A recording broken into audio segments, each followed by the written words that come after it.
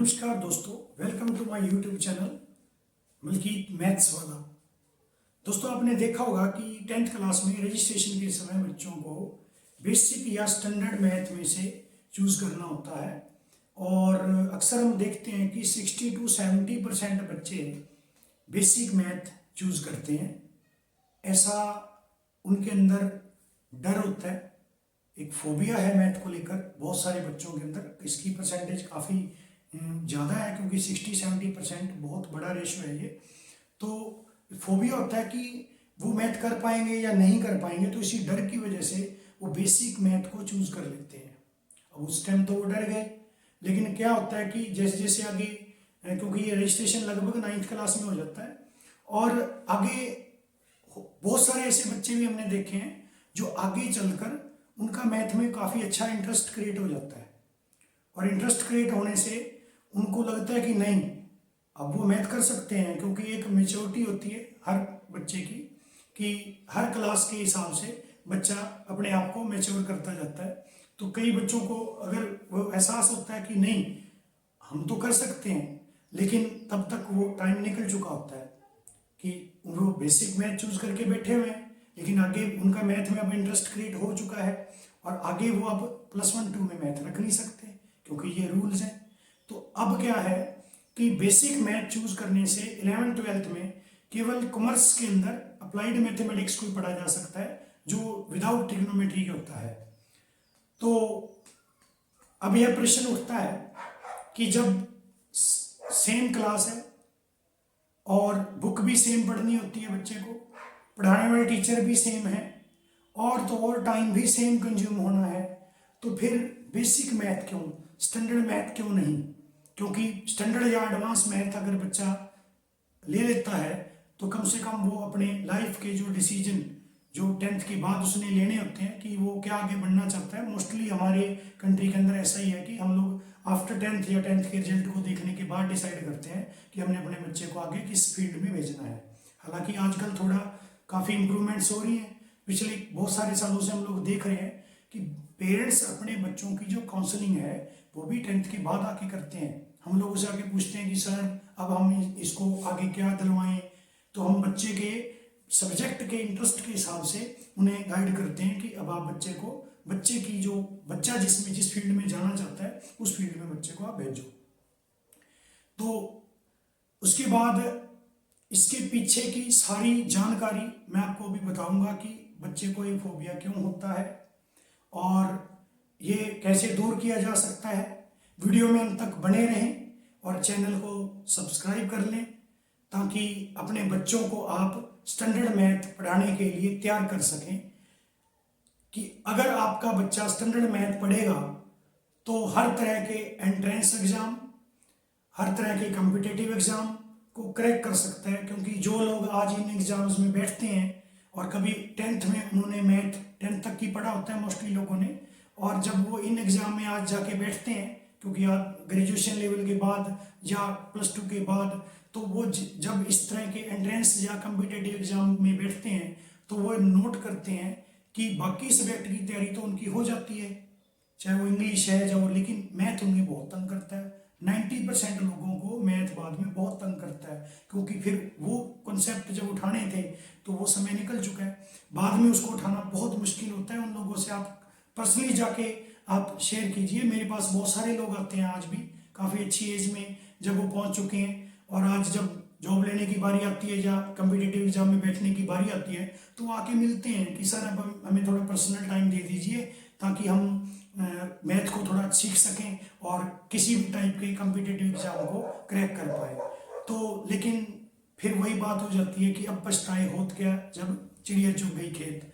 तो हमारे बच्चों के साथ, अब हमारे साथ जो हो चुका है वो तो हो ही चुका है, हमारे बच्चों के साथ ऐसा ना हो तो इसके लिए हमें क्या करना चाहिए, इसकी पूरी की पूरी जानकारी मैं आपको अपने इस वीडियो में देने वाला हूँ। और साथ में मैं आप लोगों के, आपके बच्चों को आगे आने वाले टाइम में बहुत सारे ऐसे मोटिवेटिव वीडियो डालूंगा।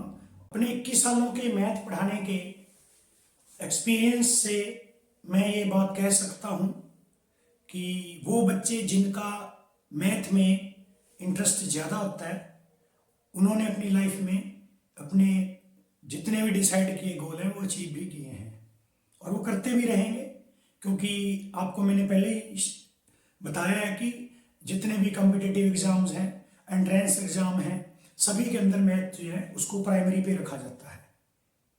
और बच्चे जो हैं अगर मैथ के अंदर कमज़ोर हैं तो होता यूँ है कि 6th 7th और 8th क्लास में लगभग वो बेसिक कॉन्सेप्ट आने शुरू हो जाते हैं जो हायर क्लासेस से भी जुड़े हुए हैं।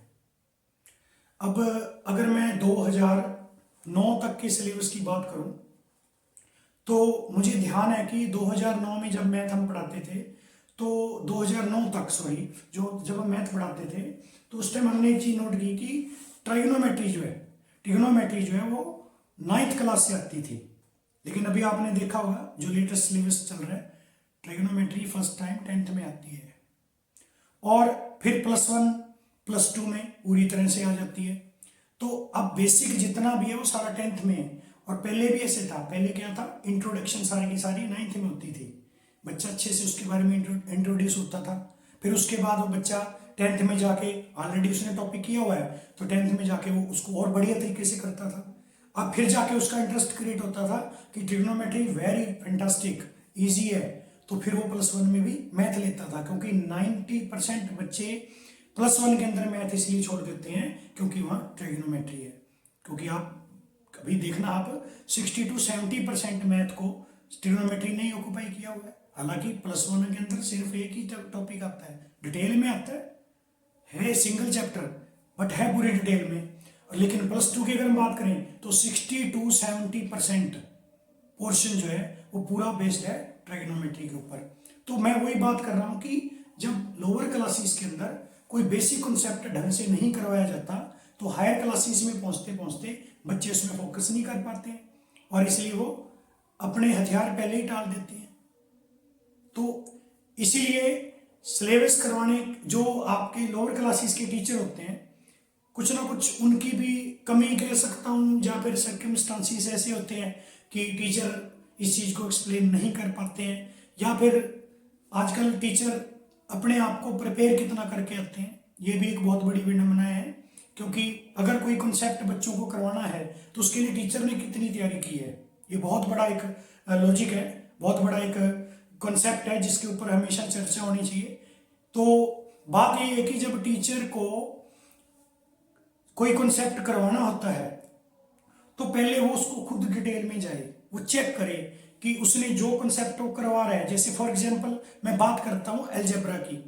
अलजेब्रा जो है वो लगभग 6th क्लास से मैथ में आ जाता है, 6th क्लास में एक्स वाई एंटर हो जाते हैं और 7th में फिर पूरी डिटेल के साथ आता है। उसमें आगे आगे कॉन्सेप्ट बढ़ते जाते हैं कि अपने कॉन्सेप्ट में जैसे हम बात करें कि हमारे पास क्वाड्रेटिक इक्वेशन है, जहाँ हमारे पास लीनियर इक्वेशंस हैं तो आनी शुरू हो जाती हैं, उससे ग्राफ उससे बनाना, जो वो कहाँ तक आता है, देखो 7th 8th क्लास में ग्राफ शुरू हो जाता है। और 10th क्लास की मैं बात करूँ तो एक चैप्टर है 10th के अंदर, 10th का एक चैप्टर है और एक ग्राफ का क्वेश्चन 100% आना ही होता है। फिर भी हमने नोट किया है कि सिंगल कॉन्सेप्ट है और ग्राफ आना ही होता है, फिर भी 10th में बच्चे ग्राफ जो है वो छोड़ आते हैं, जबकि उनको सीखते हो कितना टाइम हो गया, सीखते हो उनको कम से कम आप मानो 3 साल से वो सीख रहे हैं, 4 साल से पहली क्लास से सीखते आ रहे हैं। इसके साथ साथ मैं अलजेब्रिक आपको बताता हूँ कि जैसे a + b range to b whole square that is equal to a² + b² + 2ab, ये 3 बेसिक फॉर्मूले हैं। एक a - b का होल स्क्वायर है, एक a² - b² है। 6th 7th क्लास में ये फॉर्मूले आ जाते हैं, लेकिन आप 10th या 9th के बच्चे को पूछ के देख लो, वो भी इन फॉर्मेट्स को नहीं बोलता है, घबराता है, डरता है। कुछ ऐसे टीचर हैं जो बहुत अच्छा लेवर करते हैं बच्चों पे, बहुत अच्छे से उनको कॉन्सेप्ट क्लियर भी करते हैं, लेकिन उनकी भी थोड़ी बहुत कमी रह जाती है। वो कमी क्या होती है कि टीचर बहुत बढ़िया है, मान लीजिए टीचर बहुत बढ़िया, हालांकि होते हैं बहुत बढ़िया टीचर्स, लगभग बच्चों के बहुत अच्छे टीचर अपनी तरफ से 100% देने की कोशिश करता है, टीचर बहुत अच्छा है, वो बड़ी अच्छे से कॉन्सेप्ट करवा भी रहा है। लेकिन यहाँ पे एक समस्या आती है कि 6th 7th और 8th का जो टीचर है वो जिन कॉन्सेप्ट को करवा रहा है, क्या टीचर ये फोकस करे कि इनका जो लिंक है, ये जो कॉन्सेप्ट है वो नाइन्थ टेंथ और हायर क्लासेस में भी आते हैं कि नहीं आते हैं। जो कॉन्सेप्ट जैसे क्वाड्रेटिक इक्वेशन हो गया, लीनियर इक्वेशंस हो गई हैं, और उसके बाद मेंसुरेशन हो गया। अब मेंसुरेशन की मैं बात करूं तो मेंसुरेशन एक ऐसा कॉन्सेप्ट है, बता दूं मैं आपको, कि जैसे एरिया, वॉल्यूम, एरिया निकालना, वॉल्यूम निकालना, तो ये एक प्लेन, एक 3D कॉन्सेप्ट है, जो एक प्लेन फिगर है, तो हम कैसे उनको रीड करते हैं और कैसे उनकी वॉल्यूम्स और एरियाज वगैरह फाइंड आउट कर सकते हैं। हालांकि ये डिस्कशन जो है वो लोअर क्लासेस में हो जाता है, लेकिन फिर भी एक चीज हम नोट करते हैं कि एरिया बच्चे पढ़ कहाँ रहे हैं 6th क्लास से, लेकिन 10th क्लास में फिर उसी कॉन्सेप्ट को छोड़ते हैं। वो थ्योरम कहाँ से पढ़ रहे हैं, वो 6th क्लास से ज्योमेट्री में आ जाती है। लेकिन आगे जाते जाते हर कॉन्सेप्ट, चाहे वो अपने पास कॉन्ग्रुएंट ट्रायंगल हो, सिमिलर ट्रायंगल हो, या ट्रायंगल से रिलेटेड कॉन्सेप्ट हो, लाइंस इंटरसेक्ट करती हैं, पैरेलल लाइंस होगी, और उसके बाद वर्टिकल एंगल हो गया, वर्टिकल अपोजिट एंगल हो गया, या अपने पास कॉरस्पॉन्डिंग एंगल हो गया। बहुत सारे कॉन्सेप्ट हैं जो बेसिक्स होते हैं, वो बच्चों को 6th क्लास से शुरू हो जाते हैं। 6th में आएंगे थोड़ा, 7th में थोड़ा और आएंगे, 8th क्लास में और आएंगे, बार बार रिपीट होते हैं कॉन्सेप्ट, तो रिपीट हो रहे हैं, लेकिन बच्चा उनको हल्के में लेता है, क्योंकि कई बार टीचर प्रैक्टिस तो करवाता है, लेकिन उन कॉन्सेप्ट की प्रैक्टिस कम करवाता है जिनकी एक्चुअल में उनको ज़्यादा प्रैक्टिस करवानी चाहिए। देखिए, मैं 9th क्लास से लगभग ज़्यादा मैंने पढ़ाई है क्लासेस, तो मैं एक चीज़ हमेशा रखता हूँ, अगर मेरा कोई बच्चा +1 में पढ़ता है तो मैं हमेशा उसको ट्रिग्नोमेट्री और ट्रिग्नोमेट्री से रिलेटेड जितने कॉन्सेप्ट हैं जो कि +2 में भी आते हैं, उनकी प्रैक्टिस इतनी करवाता हूँ ताकि बच्चे को +2 में जाके नया सा ना लगे। अगर मैं ट्रिग्नोमेट्री की प्रैक्टिस उसको 10th या 9th +1 लेवल पे कम करवाऊंगा, तो जैसी बात है +2 में जाके उनका कॉन्फिडेंस बढ़ ही नहीं पाएगा। तो ये छोटी छोटी बातें हैं जिनको टीचर्स को भी ध्यान में रखना चाहिए, क्योंकि अगर टीचर्स ध्यान में नहीं रखेंगे तो आगे जाके हमें वही देखना पड़ेगा कि बच्चे जो हैं वो लगभग 60 to 70% बच्चे बेसिक मैथ को चूज करना शुरू कर देते हैं। इससे हमने हमारी एक छोटी सी कमी के कारण, और हमने बच्चे को एक नई डायरेक्शन की तरफ, उसके बहुत सारे जो लाइफ में आगे बढ़ने के दरवाजे होते हैं वो हम बंद कर देते हैं। ऐसा नहीं करना चाहिए। सिलेबस को करवाना अच्छी बात है, सिलेबस पे फोकस करना बहुत अच्छी बात है। देखिए, अगर आप टीचर को ये नॉलेज होनी चाहिए, बेसिक क्लासेस के जो बेसिक यानी 6th 7th 8th क्लास के जो टीचर्स हैं, उनको ये पता होना चाहिए कि कौन कौन से कॉन्सेप्ट हायर क्लासेस से जुड़े हुए हैं। उनको वो कॉन्सेप्ट बार बार रिपीट करवाने चाहिए, बार बार उसकी प्रैक्टिस ज़्यादा करवानी चाहिए। भले ही ऐसे कॉन्सेप्ट जो आगे नहीं आते हैं उनको आप लाइटली ले लो, कोई इशू नहीं है, कम करवा दो आप, लेकिन इनकी प्रैक्टिस कम से कम आपको बढ़ानी चाहिए। और अगर ऐसा चलता है, हमने अपना पर्सनल एक्सपीरियंस आपके साथ शेयर भी किया है, और हम इस एक्सपीरियंस के बिहाफ पे बहुत अच्छे अच्छे रिजल्ट मैंने लिए भी हैं बोर्ड क्लासेस में। बच्चों से 100% मार्क्स कई बार ले चुके हैं मेरे स्टूडेंट्स। तो इसमें कोई नई बात नहीं है कि ये नहीं किया जा सकता, ये किया जा सकता है, लेकिन उसमें थोड़ा सा पेरेंट्स और टीचर का जो रोल है वो थोड़ा बढ़ जाता है, क्योंकि पेरेंट्स को भी आज लगभग सभी के पेरेंट्स वेल क्वालिफाइड होते हैं, पढ़े लिखे पेरेंट्स होते हैं। हर पेरेंट्स का सपना है कि उसके जो बच्चे हैं वो बढ़िया तरीके से पढ़ें, अच्छी मार्क्स लें, और सिर्फ अच्छा मार्क्स लेना ही काफ़ी नहीं होता। जो जो कॉन्सेप्ट बच्चे पढ़ते हैं उन कॉन्सेप्ट में बच्चों को पता भी होना चाहिए कि हमने पढ़ा क्या है, क्योंकि खाली मार्क्स लेने से कुछ नहीं होता। मार्क्स तो रट के भी लिए जा सकते हैं, लेकिन रट्टा कितनी देर तक चलेगा, रटना नहीं होता। और मैथ में तो रट्टे का काम ही नहीं होता, मैथ में तो हमेशा प्रैक्टिकल सिस्टम होता है। तो इसलिए बच्चों को हायर क्लासेस में अगर हमें स्ट्रॉन्ग करना है तो उनकी जो बेसिक क्लासेस हैं 6th 7th 8th, उनमें जो जो कॉन्सेप्ट उनको पढ़ाए जाते हैं जिनका लिंक हायर क्लासेस से होता है, वो कॉन्सेप्ट उनको बहुत अच्छे से करवाने चाहिए टीचर्स को। और अगर टीचर उसको कराने में, या टीचर को नहीं पता कि इनका लिंक आगे है, तो क्या फर्क पड़ता है। इंसान का काम है सारी उम्र सीखते रहना। आप उन टीचर से कंसल्ट कर लो जो आपसे थोड़ा जो हायर क्लासेस में पढ़ाते हैं, या फिर जिनका अनुभव, जिनका एक्सपीरियंस आपसे ज़्यादा है, वो आपको हमेशा गाइड करेंगे।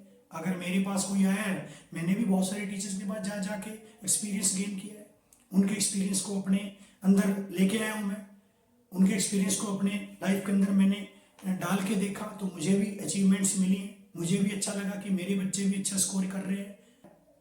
तो दोस्तों, बच्चों की और उनके माता पिता की, टीचर्स की, इन सभी प्रॉब्लम्स का सलूशन मैं अपने चैनल के माध्यम से जरूर करूँगा। इस प्रकार के सभी कंसेप्ट के बेसिक आसान तरीके से सीखने के लिए, व सिखाने के लिए, क्योंकि मैं टीचर्स के लिए भी ये बना रहा, मेरे चैनल को आप सब्सक्राइब करें ताकि मैं अपने 21 वर्षों के मैथ पढ़ाने के एक्सपीरियंस के साथ आपके बच्चों का मैथ सब्जेक्ट में इंटरेस्ट क्रिएट कर सकूं और उन सभी पेरेंट्स के सपनों को साकार करने में मदद कर सकूं जो हमेशा अपने बच्चों को मैथ सब्जेक्ट में अच्छा देखना चाहते हैं।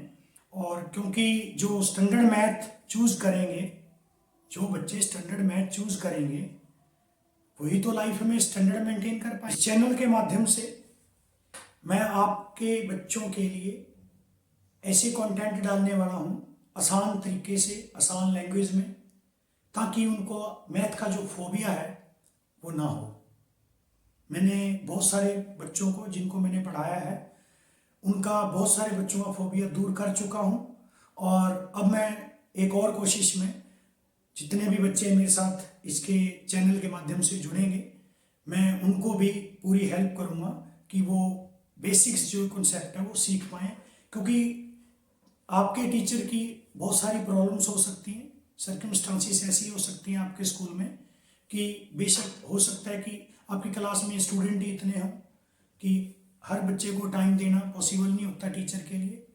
तो इसलिए मैं अपने इस चैनल के माध्यम से मैं उन सभी बच्चों के वो सारे कॉन्सेप्ट क्लियर करूँगा जो उनके प्रीवियस क्लासेस में या फिर उनकी करंट क्लास में किसी वजह से, किसी भी कारण से वो रह जाते हैं। जैसे एग्जाम्पल के तौर पे हो सकता है कि जब आपके टीचर ने कॉन्सेप्ट करवाया हो उस वक्त आप किसी ज़रूरी काम से एब्सेंट हो। देखिए, जो क्लास में एक बार बताया जा चुका है दोबारा वो उसी लैंग्वेज में तो नहीं बताया जा सकता, या तो उससे ज़्यादा बताया जाएगा या उससे कम बताया जाएगा। और एक कहावत है, first impression is the last impression. इसलिए जब भी कोई कंसेप्ट शुरू होता है तो फर्स्ट डे अगर आप क्लास में मौजूद होते हो तो 99% उस पूरे कॉन्सेप्ट जब तक वो चलता है आपका टॉपिक, आप उसमें बहुत अच्छी उसके रिगार्डिंग आप नॉलेज ले सकते हो। क्योंकि अगर आप मिस करते हो उसको फर्स्ट डे तो फिर आप उस कॉन्सेप्ट को अच्छे से नहीं उठा पाओगे। तो आपकी इन्हीं सभी समस्याओं को, आपके बच्चों की सभी दोस्तों, आपकी इन सभी समस्याओं को, आपके बच्चों की इन सभी समस्याओं को दूर करने के लिए आप मेरे चैनल को सब्सक्राइब करें। क्योंकि मैं समय समय पर आपके बच्चों के को मैथ में इंटरेस्ट क्रिएट करवाने के लिए और उनके बेसिक कॉन्सेप्ट क्लियर करने के लिए हर क्लास के लेवल के हिसाब से वीडियो डालता रहूँगा। और आप बेल बटन को भी प्रेस कर लें ताकि जब भी मैं वीडियो डालूं तो नोटिफिकेशन आपके पास सबसे पहले आए। और आप मेरे चैनल को सब्सक्राइब करें और शेयर भी करें, लाइक करें। धन्यवाद।